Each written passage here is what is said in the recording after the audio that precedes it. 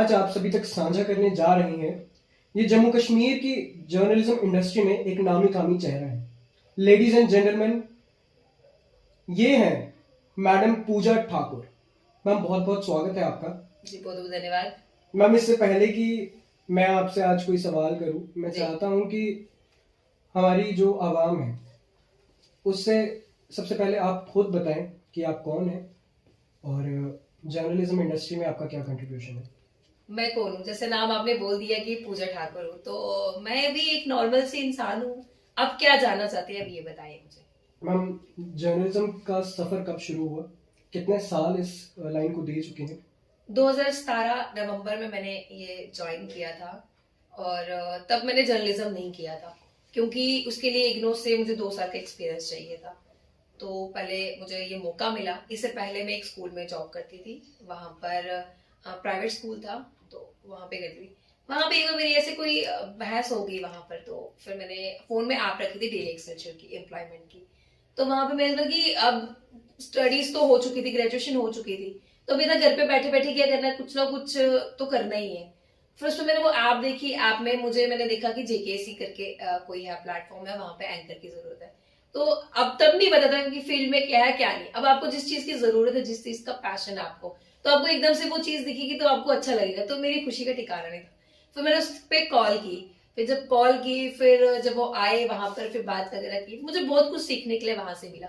फिर मैंने शुरू किया अपना ये जर्नलिज्म का। तो इससे पहले मैंने सोचा था कि जर्नलिज्म आने की बात करें तो इसमें मैंने ये चीज सोची थी, मेरे को पता नहीं था कि मैंने क्या करना है क्या नहीं। बचपन में शौक था एडवोकेट बनने का, सोचा था लॉ करूंगी। एडवोकेट बनने का? हाँ, तो सोचा था लॉ करूंगी। फिर जब थोड़ी सी बड़ी हुई तो पता लगा कि नहीं, इस फील्ड में कुछ नहीं है, ये ऐसे ही है फील्ड। ठीक है, ड्रॉप कर दिया। फिर उसके बाद 12th में पहुंची तो मेरी संस्कृत वाले टीचर थे। मैं बचपन से बहुत बोलती हूँ, इनफैक्ट अभी भी बोलती हूँ, काम ही बोलने वाला है। तो बोलते ना कि जैसा आपका नेचर होता है उसके अकॉर्डिंगली आपको, अपने स्किल के अकॉर्डिंगली आपको अपनी फील्ड मिल जाती है। तो उन टीचर ने मुझे बोला कि आपको टीचिंग प्रोफेशन की तरफ जाना चाहते हैं, क्योंकि 12th क्लास थी, उसके बाद ही डिसाइड होता है आपने क्या करना है। आपने ग्रेजुएशन करनी है, उसके बीएड करनी है, पीजी करनी, क्या कुछ करना है वो उसके बाद डिसाइड होता है। तब बेस होता है आपका कुछ भी आपने जो बनना है उसमें। तो मुझे लगा टीचिंग प्रोफेशन में जाना चाहिए, फिर मैं सोचा बीएड कर लूंगी। फिर जब ग्रेजुएशन की फील्ड में आई तो फिर अगेन संस्कृत के टीचर थे मेरे, उन्होंने मुझे बोला तो बहुत बोलती तो जर्नलिज्म करनी चाहिए। मैंने कहा, एक बोलता टीचिंग प्रोफेशन में जाना चाहिए, एक बोलता जर्नलिज्म करनी चाहिए। मैंने कहा करें क्या। तब मुझे जर्नलिज्म का मतलब इतना नहीं पता था कि क्या है। और न्यूज से मैं इतना भागती थी ना कि न्यूज जहां भी लगी हो तो मैं बस, मेरे को नींद आ जाती, मैं नहीं देखनी, मतलब कि न्यूज तो मैं टॉलरेट ही नहीं कर पाती थी, सुनना तो बहुत दूर की बात है। घर वाले देखते रहते थे, न्यूज में अपडेटेड रहते थे, तो मुझे अपडेटेड रहने का बिल्कुल शौक नहीं था। कार्टून वगैरह मैं देखती थी, वो मुझे पसंद है, कुछ सीरियल हो गए घर वाले देखते थे वो। अदरवाइज न्यूज प्रोफेशन से तो बिल्कुल दूर थी, न्यूज तो दूर दूर से कोई लेना देना था। फिर उन्होंने बोला कि आप जर्नलिज्म करो, ग्रेजुएशन के साथ साथ हम आपको करवाएंगे। तो पहला साल तो इसी में निकल गया। घर वालों को बताया कि जर्नलिज्म है कुछ, इसमें कुछ करना है। फिर उन्होंने आगे पीछे पूछा, जैसे भैया उन्होंने फ्रेंड से पूछा कि इसको क्या करना है। अब वो एग्री करते तो करना था, मतलब कि पहले की चीजें होती थी कि किसी से पूछ लेना कि क्या है, क्योंकि उनको भी नॉलेज नहीं थी। अब यही चीज होती है कि घर पे किसी को नॉलेज नहीं है तो वो तो किसी ने बड़े से पूछेंगे, आपने नो से पूछेंगे कि इनको क्या करना चाहिए बच्चों को। तो उन्होंने नहीं किया। फिर सेकंड ईयर जब आया, फिर मुझे टीचर ने बोला, जो मेरी संस्कृत की टीचर थी, उन्होंने मुझे बोला कि पूजा आपको अभी करना, आपने नहीं करना, आपको 1 साल एक्स्ट्रा करवा दूंगी मैं। तो अब टीचर को इतनी डेडिकेशन दिखा रही है, बट मैंने भी लाइटली लिया। फिर सेकंड ईयर में मैंने फ्रेंड से बात वगैरह की तो उन्होंने बोला कि अभी बच्चे नहीं है, 18 बच्चों का उनको बैच चाहिए था, तो 8 भी नहीं हुए थे। तो फिर जब फाइनल ईयर आया तो मैंने डिसाइड किया कि नहीं, मुझे करना है। तो मैम ने बोला कि फाइनल ईयर आ गया, अब 2 साल एक्स्ट्रा नहीं हो सकता, आप IIMC में ट्राई कीजिए। तो मैंने कहा वो कहाँ में, बोलते विकास भवन से फॉर्म वगैरह होंगे वो ये। फिर मेरे को जब लगा कि अगर एक टीचर ने मेरे 3 साल लगाए मुझे ये बोलने में कि तुझे जर्नलिज्म करनी चाहिए करनी चाहिए, तो मैंने कहा अगर वो बोल रहे हैं तो कुछ ना कुछ होगा। फिर मेरा थोड़ा थोड़ा रुझान उसकी तरफ बढ़ा। फिर मैंने कहा ग्रेजुएशन के बाद में इसमें एडमिशन लूंगी। फिर मैंने प्राइवेट भी देखा, गवर्नमेंट भी देखा, कश्मीर यूनिवर्सिटी है रायपुर में करके, वहां पे मैंने पता किया। तो मेन ये होता है, आपने कुछ भी करना है, फैमिली बैकग्राउंड भी देखना है, मिडिल क्लास से है तो ये भी देखना कि कितनी एडमिशन होगी, क्या होगा। ग्रेजुएशन कर ली है, उसके बाद और अगर हम पैसे यूटिलाइज करें, क्या आने वाले टाइम में उसका फायदा होगा या नहीं होगा, आउटकम वैसा है कि नहीं, हाँ वैसा है या नहीं। तो मैंने वहां पे पता किया, तो वहां पे पता लगा कि पूरे साल की जो है 30,000 आपकी वो लगेगी। तो मैंने सोचा 3 साल की जर्नलिज्म है अगर, तो मतलब 1 लाख रुपए खर्चा आएगा घर वालों Almost. का, और इनकम का कोई सोर्स नहीं है। मैं कहा प्राइवेट देखती हूँ, क्योंकि मेरे को इस फील्ड के साथ जुड़ना था, मेरा शौक चढ़ गया था कि मुझे इसके साथ जुड़ना है। फिर कोई एक प्राइवेट इंस्टीट्यूट है, वहां पे पता किया, तो वहां पे पता लगा कि नहीं, 28,000 रुपए का 1 साल का कोर्स है। मैंने कहा है भी 1 साल का, 28,000 भी देने। फिर उसके बाद जब मुझे ये मैंने स्कूल ज्वाइन किया, उसके बाद जब मुझे पता लगा कि जेकेसी में वैकेंसी खाली है, तो मुझे खुशी हुई। मैंने इसलिए नहीं ये जर्नलिज्म ज्वाइन किया उस टाइम पे कि मुझे सैलरी मिलेगी, पैसा मिलेगा। मुझे ये चीज था कि एक तो हम जाएंगे, सीखने के लिए मिलेगा, और वहां से पैसे मिलेंगे। दूसरी जगह जब कॉलेज में आप जाते हैं तो आपको वहां पे पैसे भी देने पड़ते, सीखने को मिलता, लेकिन इनकम नहीं रहती, उल्टा आपका मैटाडोर का किराया भी लगना, वो सारी चीजें, बड़ी सारी चीजें जो है वो सोच के चलना पड़ता है।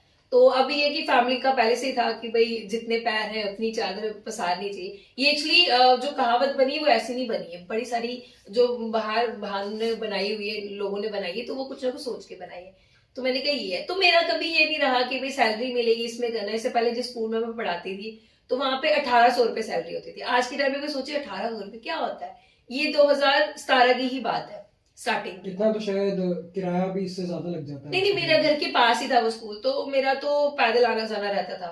कनाल रोड में रहती थी तो कृष्णनगर में स्कूल था, तो ज्यादा दूर नहीं था। तो ये कि 1800 में से तो कुछ बचता नहीं था, अपने ही खर्चे होते हुए ज्यादा कुछ था नहीं।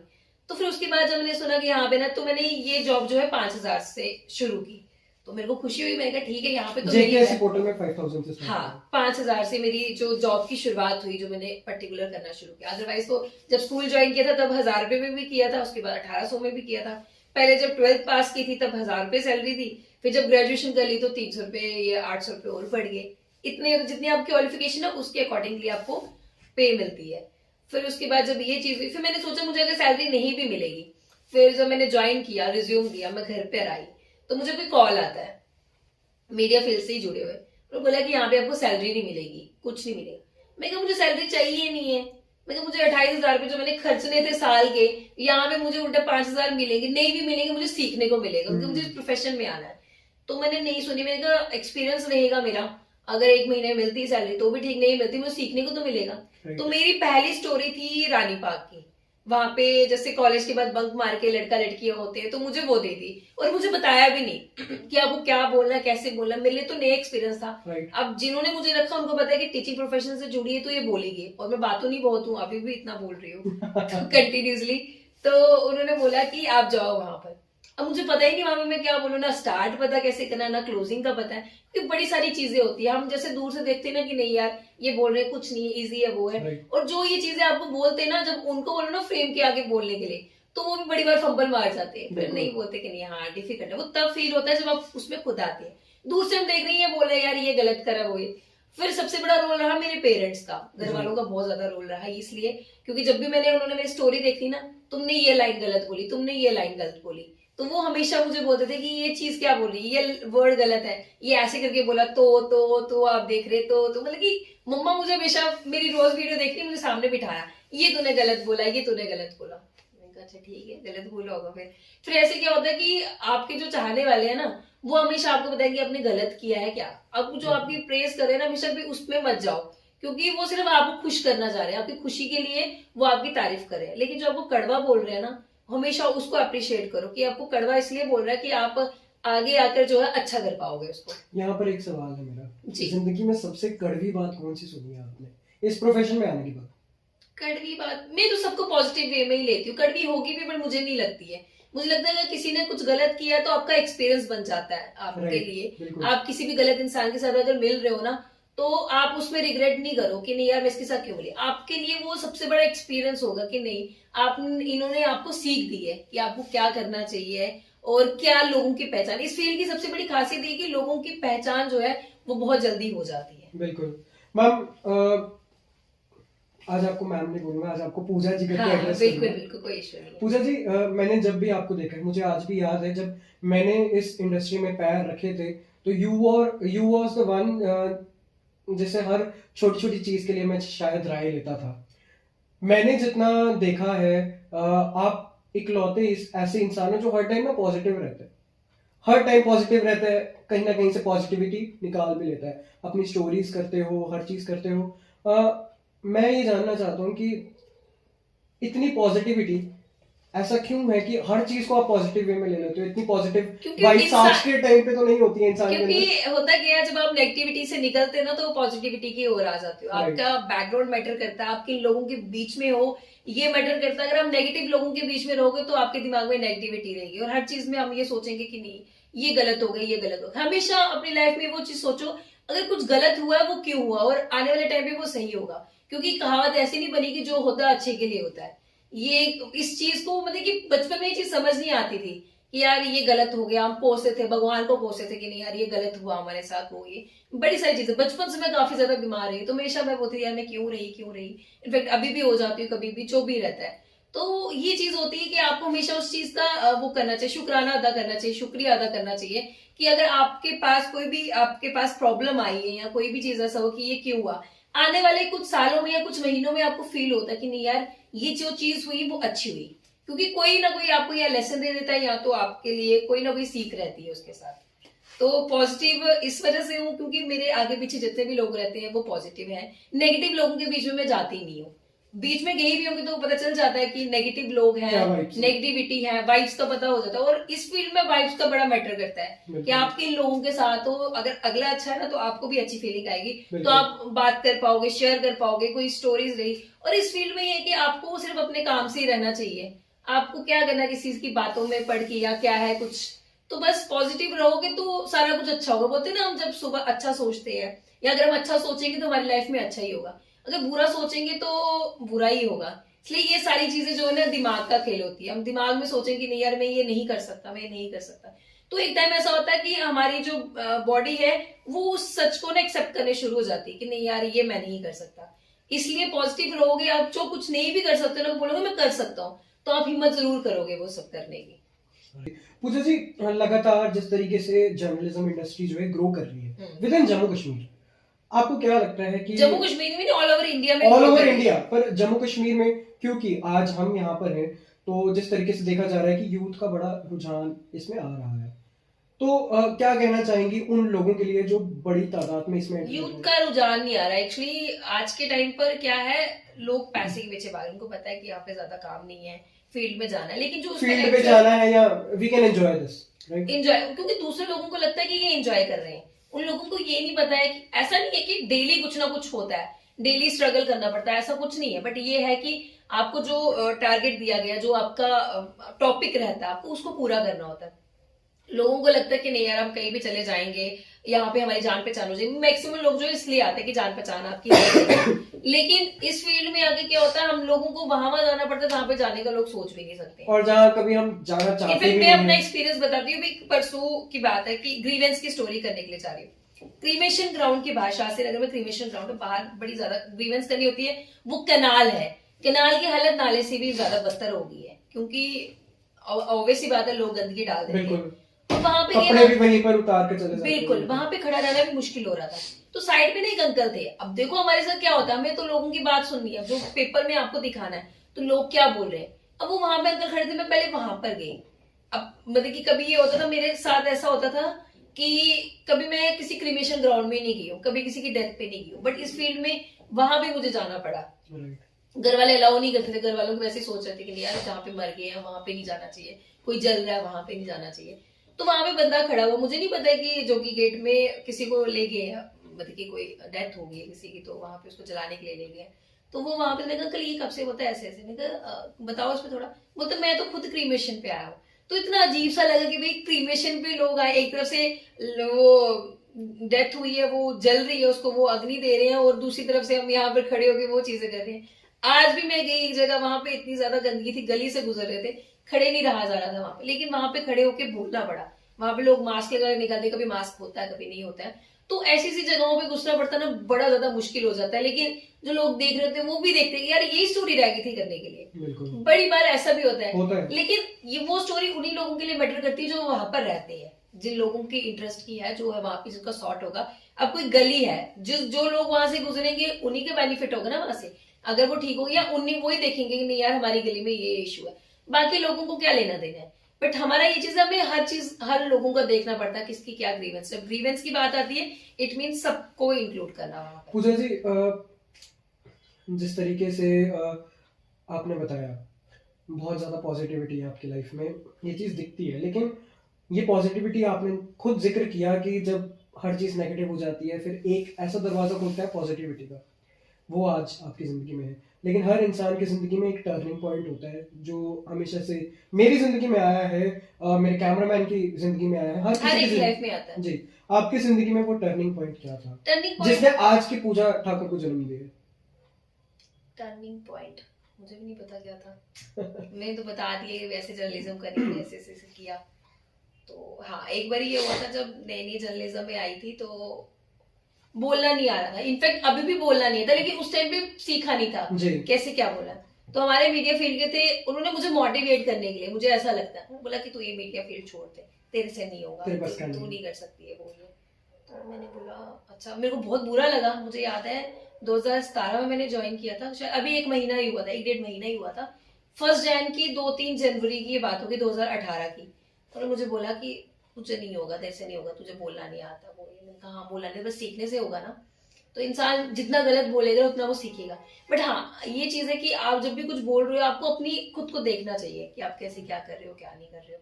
तो ये चीजें रहती। टर्निंग पॉइंट मुझे नहीं लगता कि कुछ रहा, बट हाँ ये है कि बड़े सारे लोगों ने मोटिवेट भी किया, कई सारे लोगों ने डिमोटिवेट भी किया। तो ये सब चीजें, अप्स एंड डाउन्स जो है वो लाइफ में चलते रहते हैं। हमारा जर्नलिज्म फील्ड जो है ये माना जाता है 24/7 जॉब है। बिल्कुल। कोई छुट्टी नहीं है, कोई रेस्ट नहीं है। शायद रात को भी काम आएगा, तो हमें अपडेट देनी है, हमें आवाम तक साझा होना है। व्हाट अकॉर्डिंग टू यू सबसे बड़ा चैलेंज क्या है? Not as a female but as a journalist. As a female हम बाद में बात करेंगे। चैलेंज ये रहता है, मतलब कि मैं अपनी बात करूंगी, अपनी मेरे बात लिए ऐसे रहता है कि अब जैसे सुबह सोए हुए, अभी पता चलता है कि 7 बजे एनकाउंटर शुरू हो गया, जी। तो मुझे 8 बजे पता चल रहा है क्योंकि मैं सोई हुई थी।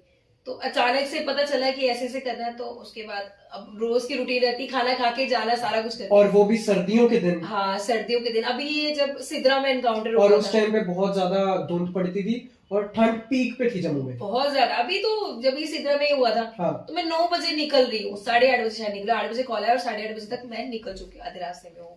11 बजे तक तो चला था एनकाउंटर। तो मैं निकली, कुछ दिखाई नहीं दे रहा है। चश्मा मैंने लगाया था, उसमें भाप बन गई थी। मैंने कहा ये क्या हुई, इतनी ज्यादा धुंध हो गई। फिर चश्मा उतारा मैंने, फिर देखा नहीं यार, इतना साफ है।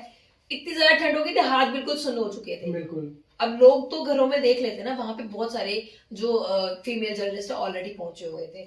मैं ही, मुझे लगता है मैं ही लेट हो गई थी। और मैं भी। आप भी हुए होंगे, मुझे इतना ख्याल नहीं है। तो फटाफट की मतलब ये वहां पे तो चल रहा था वो चीजें। तो ये चीज होती है कि सुबह सुबह उठना, फटाफट पहुंचना। अब घर वाले बोलते नाश्ता, मैंने कहा हाँ, मैं नाश्ता लंच वगैरह करके जाती हूँ, आराम से काम करती हूँ। तो वो चीजें होती है। घर वालों को हमेशा टेंशन रहती है कि नहीं खाना खा के नहीं गई हो गई। कभी कभी ऐसा भी होता है कि आपको जल्दी निकलना पड़ जाता है। अब आर्मी का मैक्सिमम प्रोग्राम जो है वो मॉर्निंग में रहता है। अब 7 बजे का प्रोग्राम है, तो आप मतलब कि मैं यहाँ पे रहती हूँ, तो मेरा तो 1 घंटे का रास्ता है।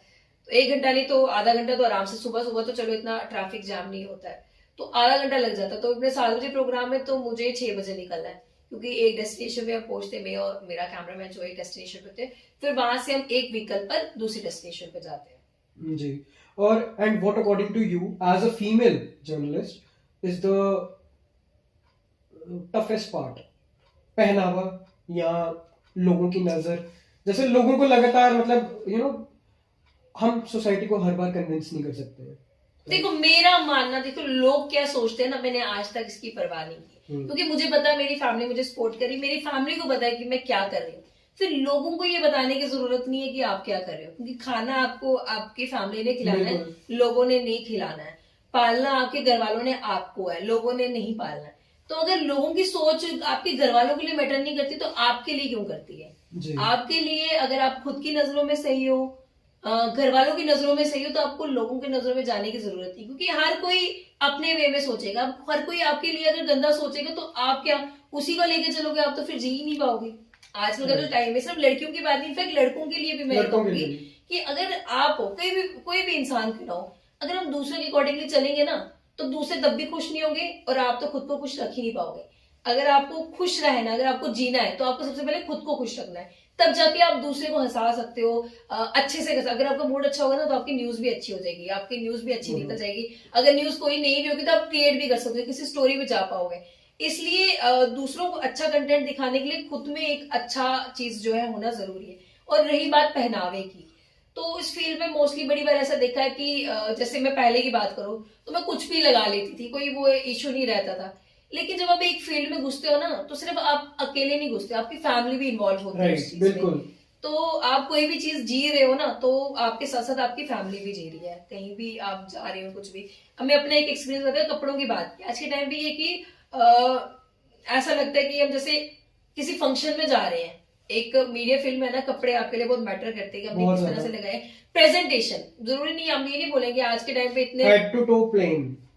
ऑलरेडी हम इतना ज्यादा मॉडर्नाइज हो गए, ऐसा नहीं है बोलेंगे ये फील्ड में नहीं लगाना, वो अकॉर्डिंगली रहता है वो किस तरह से क्या करना। But Right. अपना एक्सपीरियंस मैं आपको बता रही हूँ कि मैं तो मतलब कि जैसे फॉर्मल कपड़े ज्यादातर आपको वो उसका इस्तेमाल करना होता है, कभी कभी बच्चों वाले भी मैं लगा लेती हूँ।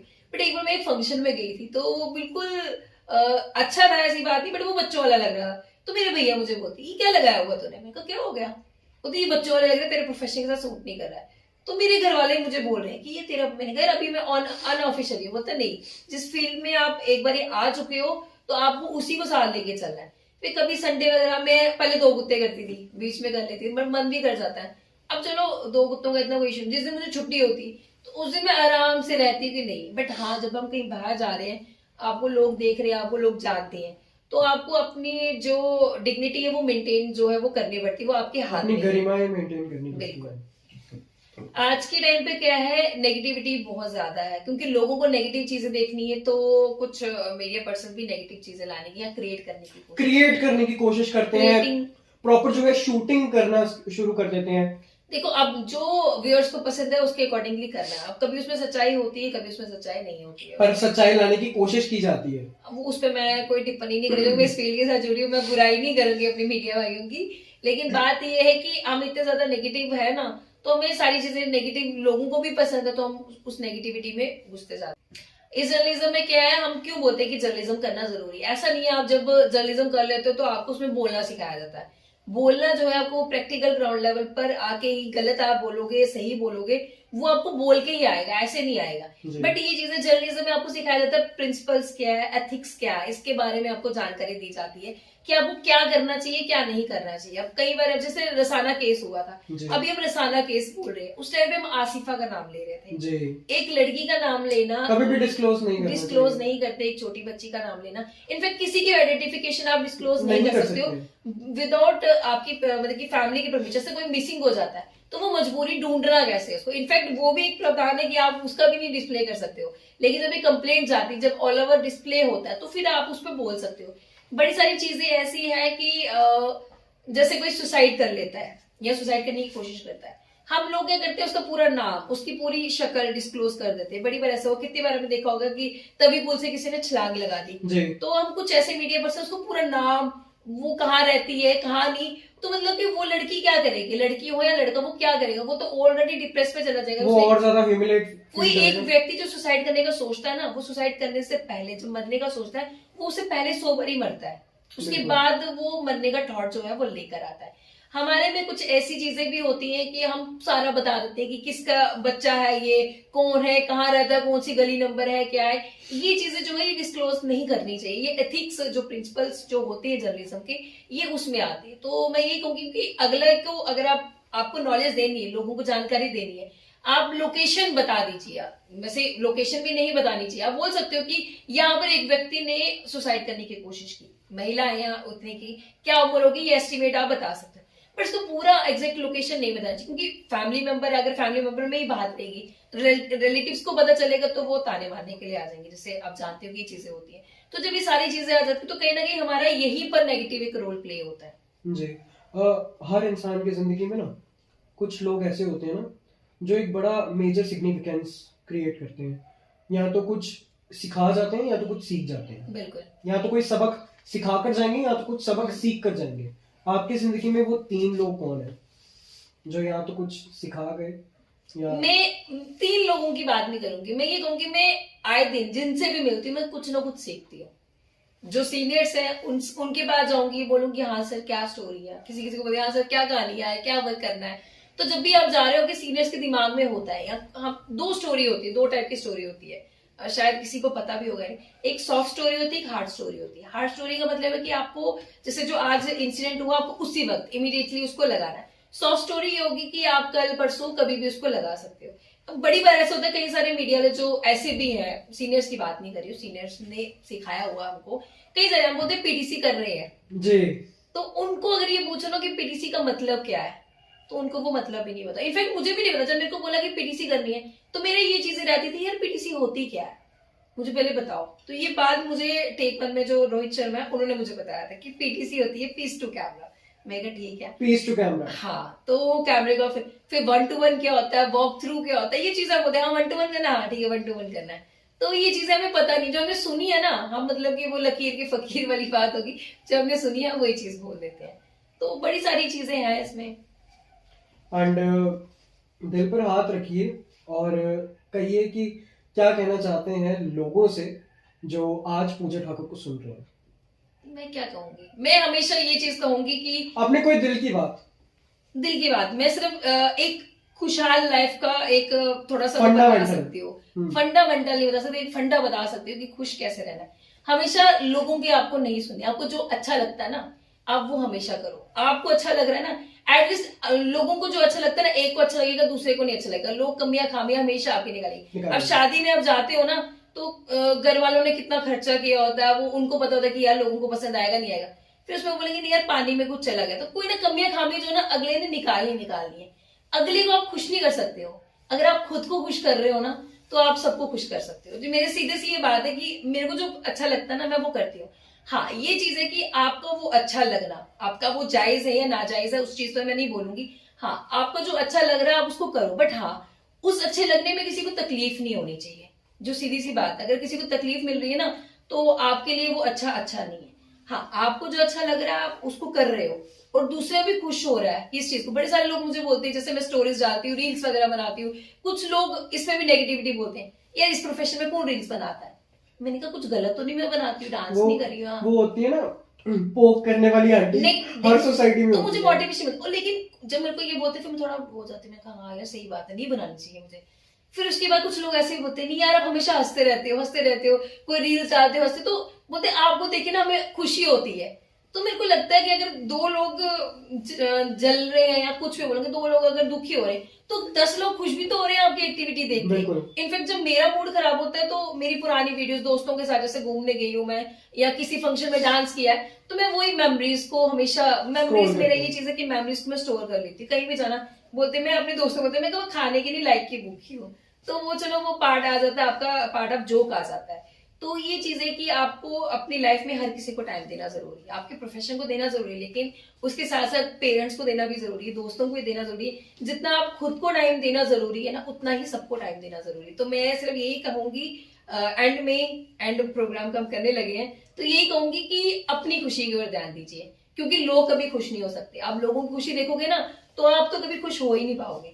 अगर आप अपनी खुशी देखोगे तो क्या पता आपकी खुशी से कहीं और लोग मोटिवेट हो, इंस्पायर हो। जैसे मैंने बताया कि मैं हर दिन कुछ ना कुछ पिक्चर्स, कुछ ना कुछ मोजू वाली रील शेयर कर दूंगी या कुछ ना करूंगी। 10 लोग देख रहे हैं या 1000 लोग आपको देख रहे हैं, 1000 में से अगर 800 लोग भी खुश हो रहे हैं ना, 200 नहीं हो रहे, उनको साइड करो, क्योंकि जो नेगेटिव है वो हर चीज में नेगेटिविटी देखेंगे। अगर 800 लोग भी आपकी वीडियो देख के खुश हो रहे हैं, आपकी एक्टिविटी देख के खुश हो रहे हैं, तो आप उनकी खुशी का कारण बनो ना। हमेशा हर किसी की खुशी का कारण बनो। दुख में तो हर कोई चीज रहता है, लोग इतने नेगेटिव है, लोग नेगेटिविटी निकालते रहते हैं, तो उसमें जाने की जरूरत नहीं। जो आपको पसंद है आप वो करो, और हाँ उसमें ये बड़ी बात है कि अगले को तकलीफ ना हो आपकी खुशी से। जी पूजा जी, जर्नलिज्म आज की डेट में आपके लिए प्रोफेशन है या पैशन है?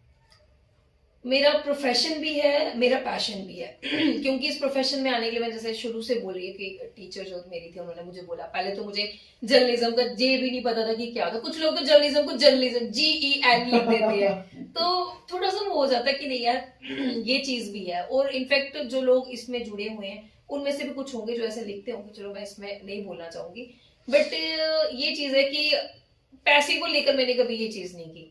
बट हाँ अगर आप इतना एफर्ट लगा रहे हो, अगर इस फील्ड में होते हैं, कई सारे लोग होते हैं कि नहीं यार कौन से पैसे मिलते हैं जो इतना काम करना है आपने, बड़ी सारी चीजें होती है कि नहीं यार इधर आप जाओगे, इस तरफ आ जाओ। इधर क्या होता है, इधर कंपटीशन बड़ा है, इधर ये चीज करते हैं कि कुछ लोग ऐसे भी होते हैं कि पैसे के लिए करते भी होंगे, कि आप किस फील्ड में, अब देखिए मैं जब जैसे कोई काम कर रहा है फील्ड में आया, तो आप यार हमारे पास हो जाओ, हम आपको इतने पैसे देंगे। तो कभी पैसे के पीछे नहीं जाना, आपका जो प्रोफेशन आपको जो मिला होगा ना। अब मुझे कम से कम 5 साल हो गए यंग बाइट्स में, तो उससे पहले मैं जेकेसी में थी, वहां पे मैंने 6 मंथ किया, उसके बाद मैंने स्किप करके यंग बाइट्स में मुझे अपॉर्चुनिटी मिली तो मैंने वहां पे किया।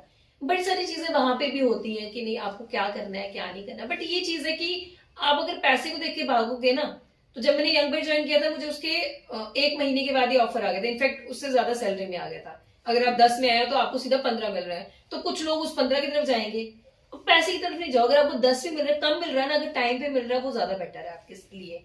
तो मैं ये कहूंगी कि हमें स्किप नहीं करना चाहिए। अगर हम दूसरी किसी बड़े प्लेटफॉर्म में भी जाएंगे तो वो हमारा पुराना रिकॉर्ड देखेंगे कि यार इसने तो इसमें भी स्किप किया, हर साल ये स्किप करता रहता, तो ये कहाँ पे टिकेगा। बिल्कुल। ये चीज मैं सिर्फ उन लोगों के लिए बोल रही हूँ कि जो आगे जाते हैं ना, तो ये चीजें भी मैटर देखी जाती है। अगर इसने कंपनी को 5 साल 6 साल 10 साल दिए, तो वो अगर इतनी जगह टिका हुआ है तो उसको जल्दी वो प्रेफर करेंगे। तो जो हर 2 महीने के बाद 3 महीने के बाद चेंज करेगा, वो क्यों करते हैं? क्योंकि आगे अगला लालच दे देता है ज्यादा सैलरी का, तो वो उसमें चला जाता है। तो आपको हमेशा अपने प्रोफेशन को पैशन के साथ ही लेकर चलना चाहिए। मैं प्रोफेशन और पैशन में वो डिफरेंशिएट नहीं करूंगी, क्योंकि आपका प्रोफेशन जो है अगर वो पैशनेट होकर आप करेंगे तो उसमें ज्यादा सक्सेस हो सकता है। राइट। एंड ये सवाल तो खैर मैं पूछना चाहता था, पर आपने इसको पहले ही जस्टिफाई कर दिया कि ऐसा क्यों है। पर मैंने कहा आपके ना लिए मैं बोलती बड़ा ज्यादा। राइट, आपके लिए हमेशा ये माना जाता है क्योंकि आपने जो है एक ही मतलब एक ही पोर्टल के साथ कंटिन्यू किया है, कभी ज्यादा स्किप न्यूज़पेपर किया है नहीं। हमारा, जी, जी। न्यूज़पेपर है।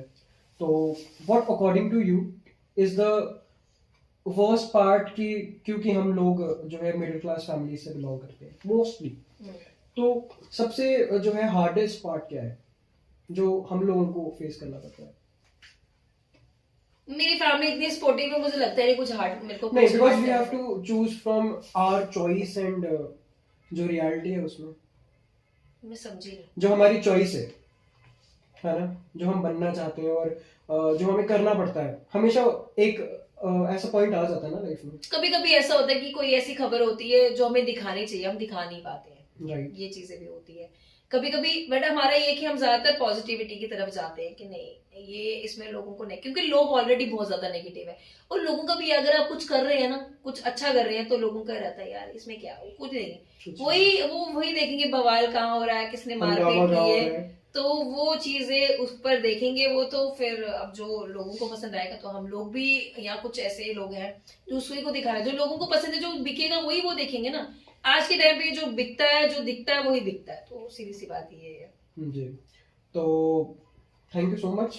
तो देखा आप सभी ने कि कितनी बोल्ड और ब्लंट है पूजा ठाकुर। ऐसे ही नहीं कहा जाता कि ये बहुत ज्यादा सुलझी हुई है, और पॉजिटिविटी का भंडार तो नो डाउट ये है ही, आज हमने भी देख लिया। जानता हूँ मैं इन्हें काफी टाइम से, लेकिन ये मुझे इतने टाइम से नहीं जानते थे। तो thank you so much ma'am, आज हमें मौका देने के लिए कि यहाँ पर आपके घर पर आकर जो है हमने ये शूट किया, एंड चलो it was thank you. It was actually a pleasure for me. चलो थैंक यू सो मच। ठीक है, तो आप सभी भी हमारे साथ जो है बने रहिए ऐसी ही तमाम अपडेट्स के लिए, इंटरव्यूज के लिए, और आगे इस सीरीज में किसके साथ हम आपको साझा करने वाले हैं जरूर देखें। मुझे दीजिए इजाजत, प्रशांत सरीन।